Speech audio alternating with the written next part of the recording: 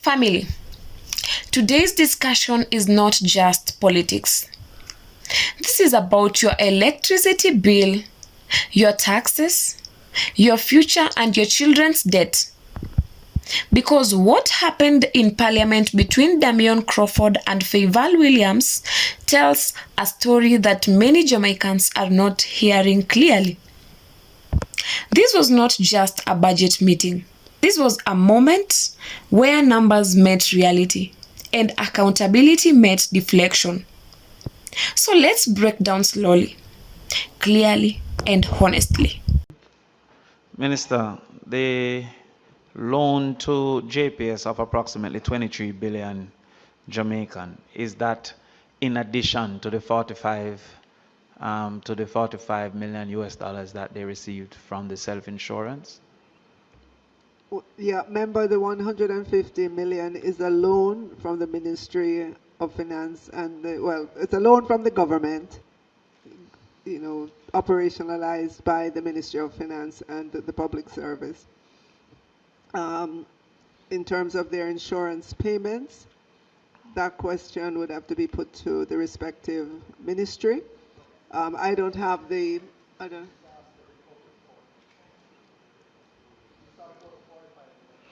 okay, from the OUR. It has nothing to do with the loan. It's separate from the loan. So that is separate from the loan? Yeah. Okay, all right.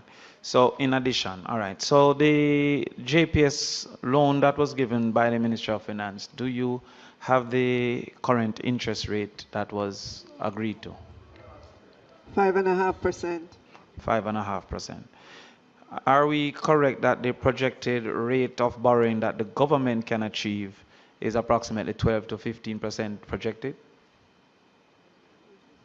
I'm sorry, projected based on what? 12. Can you explain a little bit more? Yeah, the documents that we have seen suggest that if the government was to borrow, the interest rates that they'll likely be able to achieve was approximately 12 to 15%. Is that correct? Absolutely not. Significantly lower. It would be significantly lower. Do you have an estimate of the rates that the government would be able to borrow? The average rate, member, and if you look at our debt profile publication, you will see that it is in the single-digit range. Yes, so can you give me a better understanding? Is it 3%, 7%, 8%? So member, as you can imagine, our source of financing, there are different sources of financing. You have the commercial market, commercial market local, commercial market international. You have our international partners, and in each of those, the rate would be different. International partners, very low single digit. Domestic market, single digit as well. International market, single digit. So if you were to average that across the entire portfolio, it still comes back to a single digit number. Yep, Madam Minister, single digit can vary from 10 to 9. So I'm asking if you can give us a ballpark, a range of where the average interest rate would be.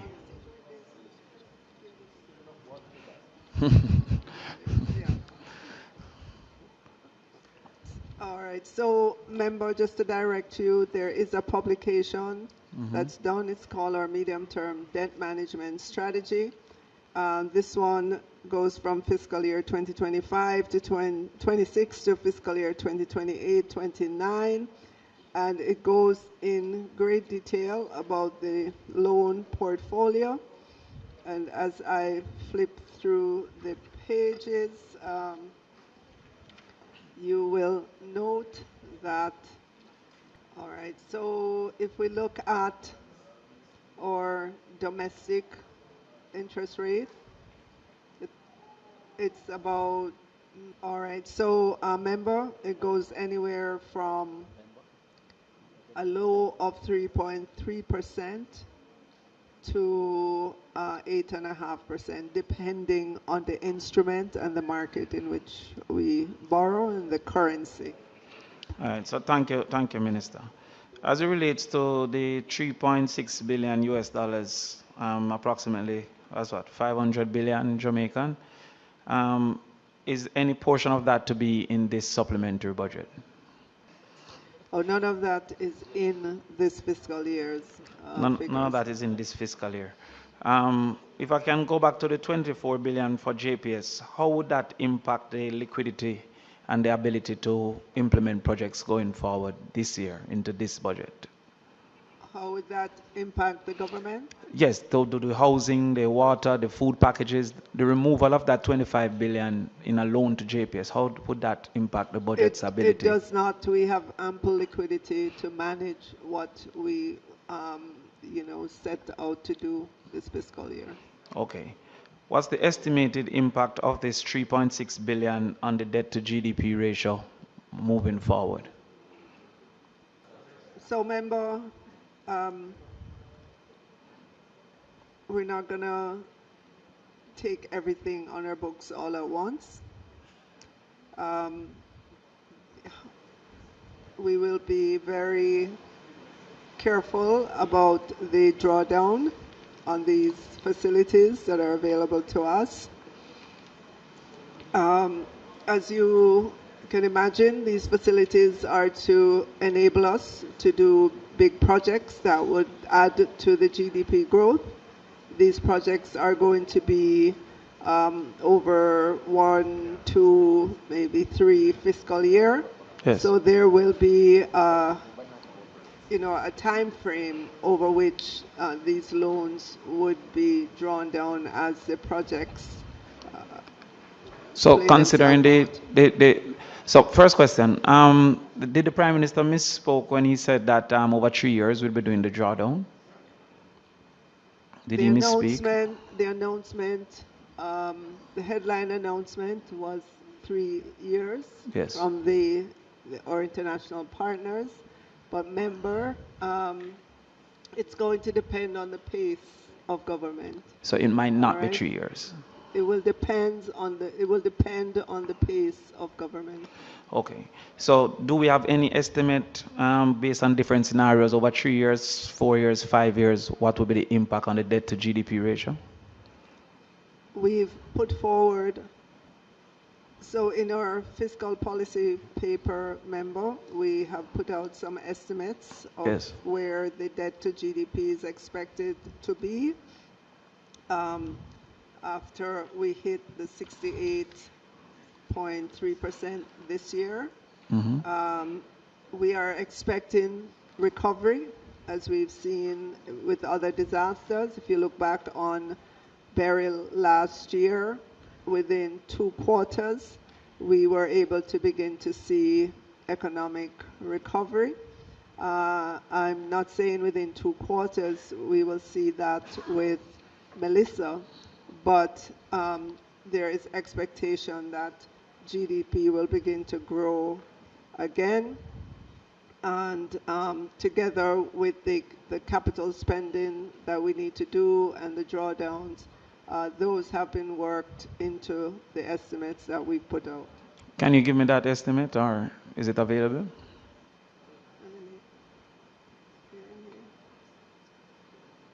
Right. So we have some preliminary estimates in this medium-term publication as we concretize the projects, and we know the life cycle of the projects, and we know the drawdowns. Those will be reflected in numbers in the future. But these are our preliminary estimates that we lay out in the fiscal policy paper interim report. And at its peak, what is the debt to GDP ratio based on your estimates? What's the peak debt to GDP ratio? 68.3%. So after the addition of the loans, we expect that the growth would be sufficient to maintain a debt to GDP ratio of 63.8%? 68.3% at the end of this fiscal year. fiscal year 25-26 by the time we get to the end of it. And then as we go forward, we're expecting recovery in our GDP. We are expecting projects to pick up. We're expecting economic activity, and you can see the trajectory for our debt to GDP in these papers. So we're expecting to begin to see a decline again in the debt to GDP. So based on your estimation, over the next 5 years, the debt to GDP ratio should not be greater than 68.3%? That is our early estimate. What is the growth rate that you have used to make this estimation? The expected growth rate to make this estimation?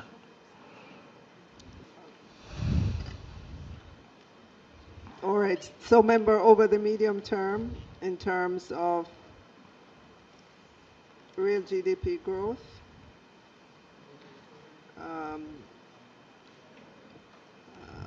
we're looking at 0.7 next year, 3.1 fiscal year 2027-28, and 1% fiscal year 2028-29. And that's the real GDP growth. Obviously, nominal GDP growth would be different numbers.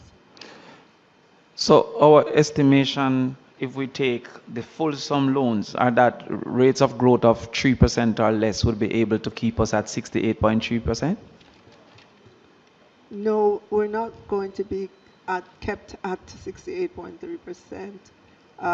With the hurricane this year, our estimation that we will end this fiscal year 2025-26, which comes to a close at the end of March of next year, that when we look at our debt to GDP, then it will be in the range of about 68.3%, primarily due to the decline in the GDP.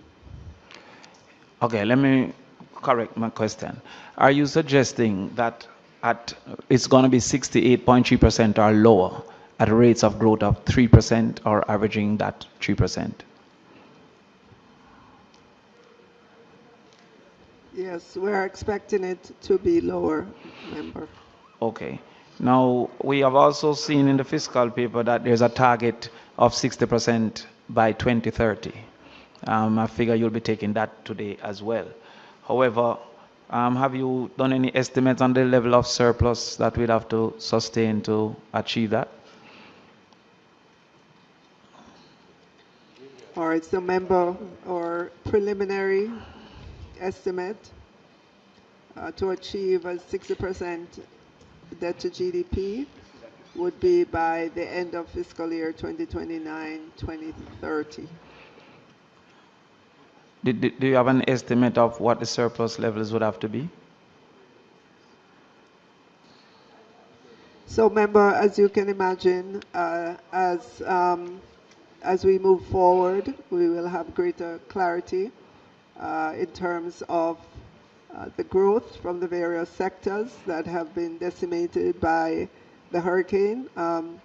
We'll have greater clarity about agriculture, about tourism, about the business sector, just about growth in general. But sitting here today, we have to look into the future and give our best estimate. Those estimates are subject to change up or down as we get greater clarity in terms of our growth rates, as we get greater clarity in terms of the projects requiring spending, and as we get better clarity just about the needs coming from the ministries, departments, and agencies. Okay. There was enrolled in the grand announcement of $6.7 billion, a private sector loan of $2.4 billion. I think US dollars. I think MP from where Julian is from again.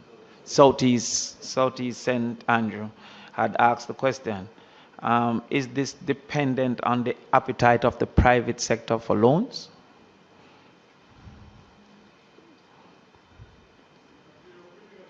I would say yes, but also That's why I stop answer you. recall that there are many projects that government may need to get done, that it could enter into PPP agreement with the private sector and so on. So it's government and the private sector working together in terms of the priority for that part of the loan. And I don't think I got the answer. Is it dependent on the appetite of the private sector, or is it something that government can also participate in? Right at this moment, it's earmarked for the private sector, but as I'm indicating, there are big projects that I know government would love to get done that it could do in collaboration with the private sector. For example, it could be structured as a public-private partnership. So in the case of a public-private partnership, is it that the private component is the only part that can come from the 2.4 billion, or also the government's involvement can come from the 2.4 billion? The 2.4 is for the public sector.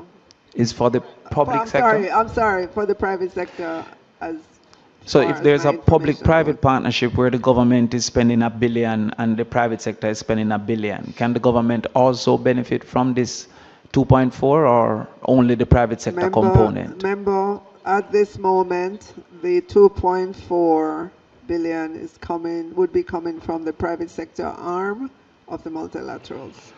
So essentially the government can't participate. Now, the Prime Minister have indicated that there were previous projects before Beryl.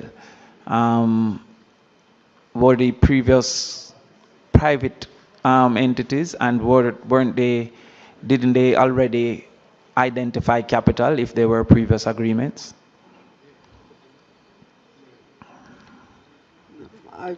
Minister, if you could, I'm sorry, member, if you could add a little bit more color to that. I don't know exactly what it is that you're talking about. In the House, the Prime Minister indicated that they were likely to take up the loan because they were previous projects that were in train. Wouldn't those previous projects already identify capital, or would those previous projects would have just been sitting in limbo without any identification of capital? Chair, I think while the member does have some latitude in committee, which I think he rightly directed his questions initially around things like interest rate and loans. I believe now he's going a little bit outside of what we're here to discuss today. Not to say his questions aren't relevant for another space and time, but not for this supplemental budget exercise. So I would ask the member just to bear that in mind. Thank you, Chairman. I'm going to come back inside and ask my final question.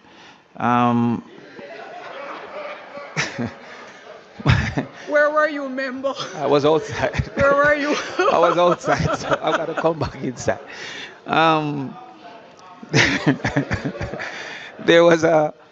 There was a correction made today with a movement from the Ministry of Education from 616 million to 2.31 billion, 2,316 million.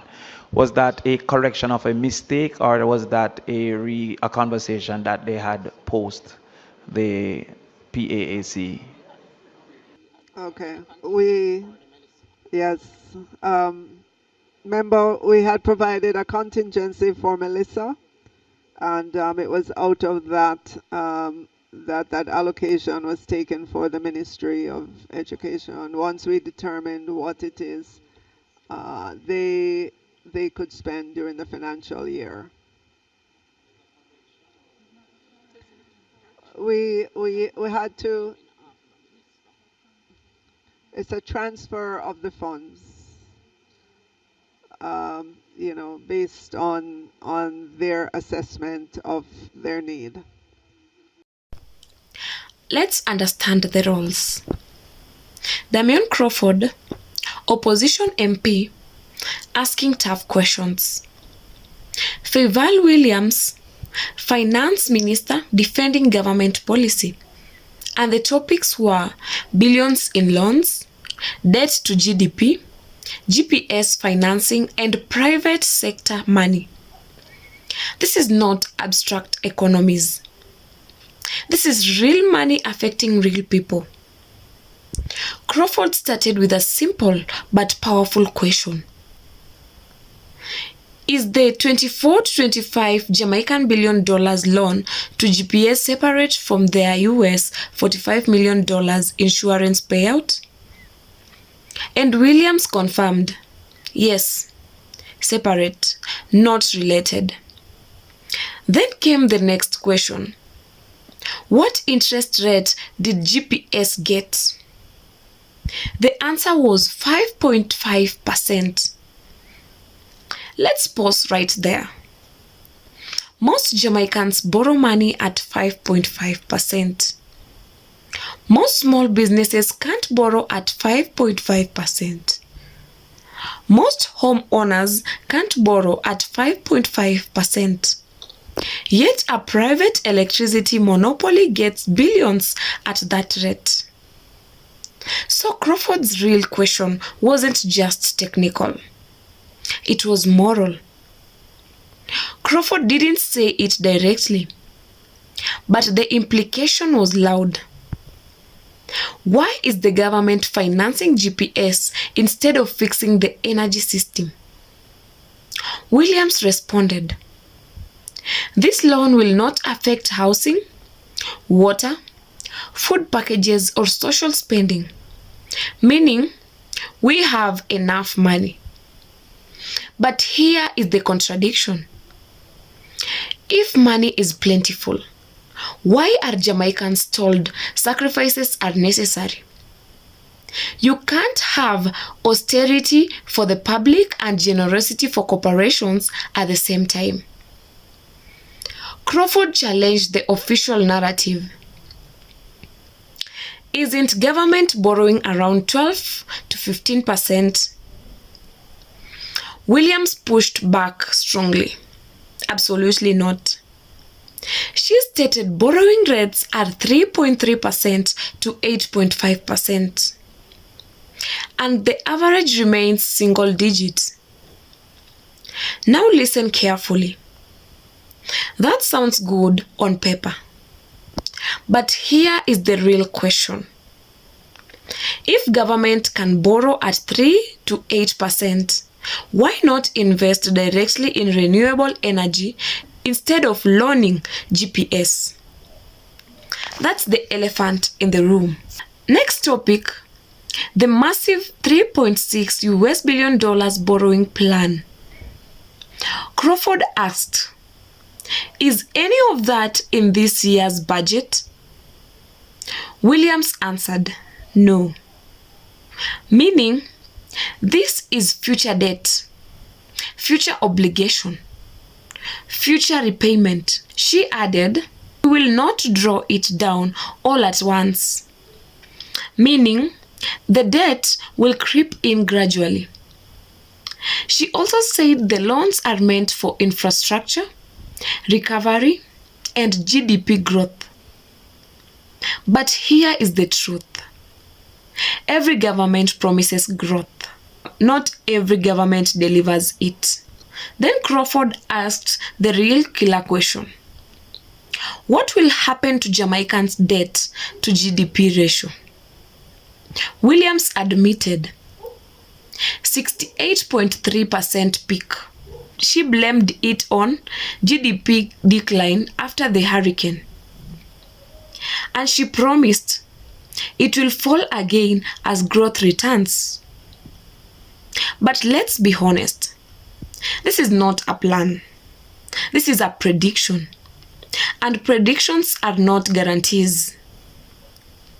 Crawford presses harder. What if growth doesn't rebuild fast enough? Williams responded with generalities, future clarity, ongoing assessments, sector recovery. But she never answered the real question. What is the backup plan? Because history teaches us something brutal. Debt grows fast. Growth grows slow. Now this part is huge. William clarified. The $2.4 billion portion is strictly for the private sector. Government cannot access it, even in public-private partnerships. Only the private side benefits from that financing. So when the government announced a $6.7 billion package, most Jamaicans assumed this money is for national development. But the truth, a large chunk is not public money at all. And that changes everything. Crawford also highlighted education budget jump from 616 million to 2.316 billion Jamaican dollars. Williams explained, funds came from hurricane contingency reserves. So this wasn't new money. It was reallocated emergency money. Meaning, another sector likely lost funding to support education. That's the trade-off nobody mentions. Let's step back. This wasn't just a debate. This was a dash of philosophies. Crawford represented transparency, specific numbers, worst-case scenarios.